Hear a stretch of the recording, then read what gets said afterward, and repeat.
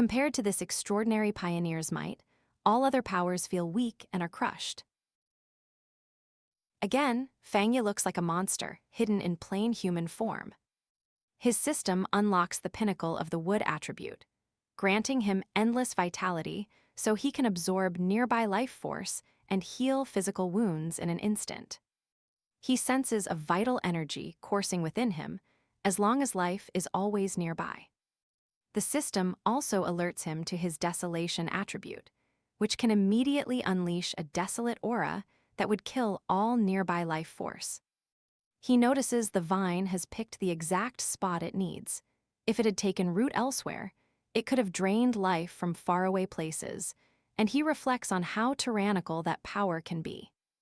The widow walks up to him to thank him, or they would have died. He says goodbye to her, knowing he's gained the most from this situation. He looks after his cousin, hoping she will see the true faces of the people she once called companions. The companions regret not having helped her earlier. He recommends staying in the team now that Yi has reached level 3. Then Yi wakes up, and the man is convinced she will logically stay with them because she can't afford to break ties just yet. Scanning her surroundings, Yi wonders what just happened, then turns her focus to a burst of yang energy, its intensity impossibly dense. As the man starts to recount what occurred, the widow shoots him a chilling sideways glance. Later, Yi returns to the protagonist's apartment, lost in thought about the mysterious guy who just saved them all. The guy's force was so overwhelming that the vine began steering clear of everyone. When Yi steps into the apartment, her cousin is already there and spots her. She looks pale and steps aside, saying she's exhausted from all the studying. He tells her to rest while he orders food for the two of them. Walking into her room, she feels utterly exhausted and leans against the door, realizing that a breakthrough is far more mentally draining than staying up all night for a month. Yi settles into her bed, confident she'll feel better soon. Fate has already written that this will happen. She's simply sad that she can't live a normal life like Fang Yi. While scrolling on her phone, she gets a notification from Galen asking if there's any new information on the powerhouse. She should let him know. She's stunned. After all, it's the first time Galen's ever spoken in the group chat. Meanwhile, headlines are bursting with tales of the enigmatic tyrant who, at times, manages to rescue people from disaster. Our boy steps outside, confident that his cousin will feel more at ease around him. He heads out to test his desolation tribute, a creature that leans more toward plant-like entities. Even though it leans toward plant-like qualities, it remains a sinister trait, and introducing it directly into his body could produce negative effects. It can also clash with the thunder attribute he wields.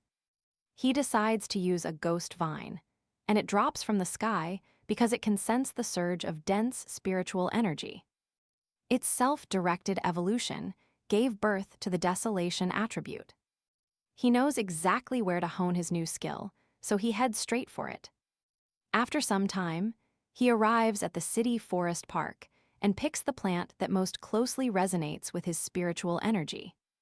He channels his energy into testing each option for the perfect fit, when suddenly a flower catches his eye. When he touches the floor, it coils around his finger. As he watches the flower, he realizes it's hungry for the spiritual. With energy, he selects that flower as the perfect candidate. Having prepared himself, he embeds the attribute of desolation into the flower and everything around. He glows. After he embeds his attribute into the flower, he sees that within 3 seconds the floor drains the entire ring of the city forest, and it keeps spreading like a virus. He hurriedly pulls out the flower, fearing it will snag the spirit chi associations notice in the city center's bustle. Fengai realizes the surroundings have oddly turned deserted, with no visitors in sight. He watches the flower in his hand, still soaking up moisture without roots, though not as much as before. Surprised that the flower's spirituality hasn't faded, he watches as the plant begins to evolve after gaining the attribute. The surveillance camera spots him, so he chooses to flee back to headquarters. Everyone is stunned as abnormal values spiral out of control, and they rush to the park, ordering it to be sealed off completely from the public. When they arrive, they scan their wristbands and find a fluctuation of around 30, a truly terrifying figure. Usually, the military steps in once an anomaly exceeds 10, but the park's concentration has never even reached that mark. It suddenly drops to 30. The team sees the life force drained in a flash, and they start wondering which attribute could have caused it. An old team member yells, "Don't touch it," warning that it's the desolation attribute, already classified as an 11 mutation. The trainee thanks his teacher for pulling him back, admitting he would have been grilled otherwise.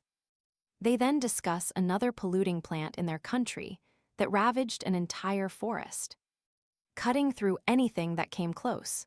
They recognize that plant mutations should not be underestimated, and for now, the strongest. The focus attribute is desolation. Suddenly, Major Han arrives, ordering all researchers to follow him into the contamination zone. Even after hours of searching, no source of desolation was detected. They check the readings on their wristbands and see that in 5 minutes the concentration has fallen to 25. Major Han and King Ying combine their energies to trace the source, only to find it has already been excavated. The situation arouses strong suspicion, yet King Ying reassures everyone that there's no trace of a top-level cultivator's spirit power here.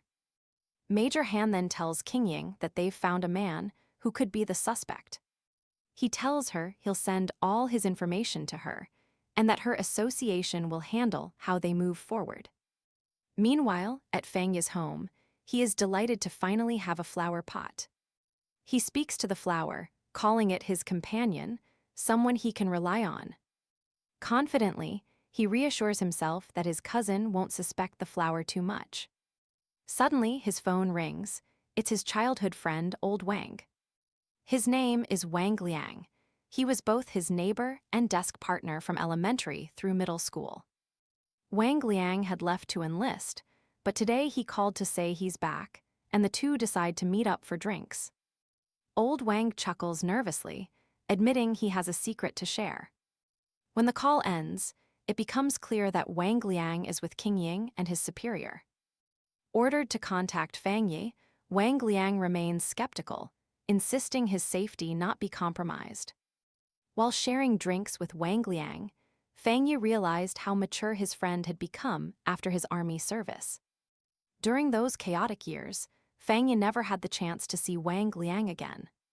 He thinks his friend probably died in a random clash, but now he wonders if he can alter the future of his friend and save him. Suddenly, Wang Liang turns to his friend and asks whether he's heard anything about zombies and monsters. The question itself isn't odd for our boy. Learning about the resurgence of spiritual energy is routine for soldiers, but the way he asks it makes him feel like he's being interrogated. Our hero feigns ignorance in front of his friend, and Wang Liang replies that within months, or even a year, none of his wealth or diplomas will matter.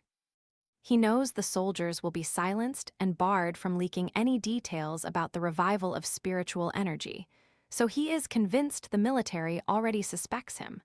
Wang Liang, using their friendship, is sent to test him.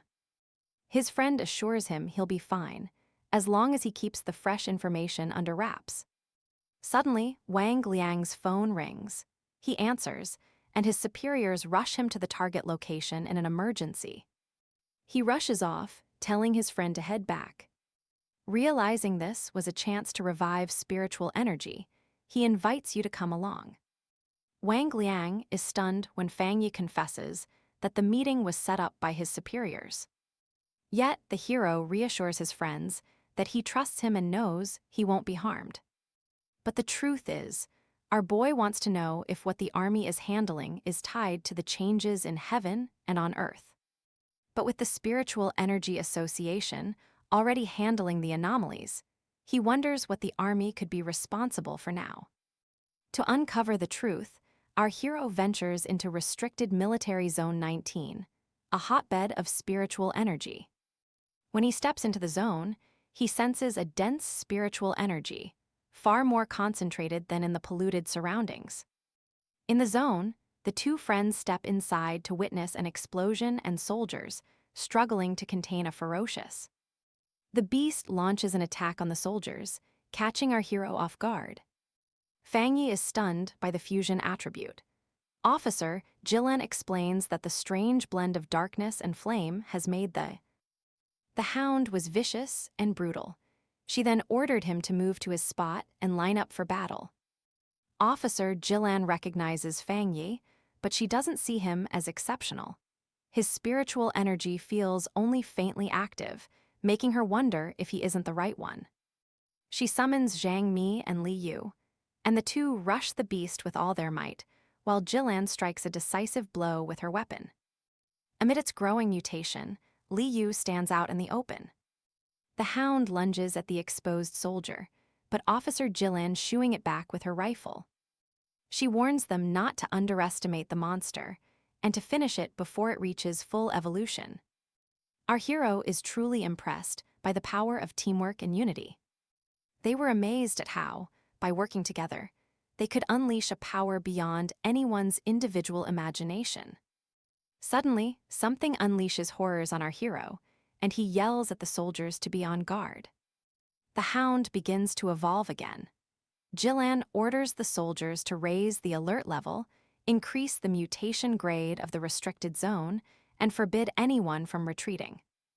Now fully transformed by its mutation, the hound hovers over Wang Liang, gazing down with razor-sharp fangs and blazing eyes. The hound has fully merged with the darkness, and beneath the ferocious beast lies Wang Liang. Suddenly, the beast attacks our hero's friend. Jillian reports the incident, reclassifies the monster from sea level to sea level, and updates the combat plan. Wang Liang, bleeding all over, collapses into Fang Yi's arms. Wang Liang tells his friend that he has just infused spiritual energy into the collar, but then got the backlash. Watching his friend bleed out in his arms, the hero is left speechless. Officer Jillian assembles her soldiers, urging them to secure the variant in the restricted zone by any means and at all costs. Suddenly, she notices Fang Yi surging with his spiritual energy.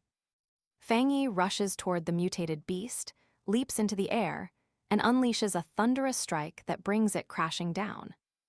With a single blow, the beast crumples to the ground. Debris soars everywhere, and a thick cloud of dust and smoke shrouds the scene. Wang Liang was astonished by his friend's raw power. He can't believe his friend defeated a monster that even Jillian would find impossible to tackle alone. Jillian confirms to Wang Liang that he's right. The friend is indeed a tyrant. Meanwhile, our hero stands before the knocked out, yet living mutated beast. He tells the officer and his friend to fall back, while he takes care of the beast once and for all. The fully mutated beast is a B-level anomaly that demands unity, coordination, and a willingness to sacrifice. Jillian is surprised, too,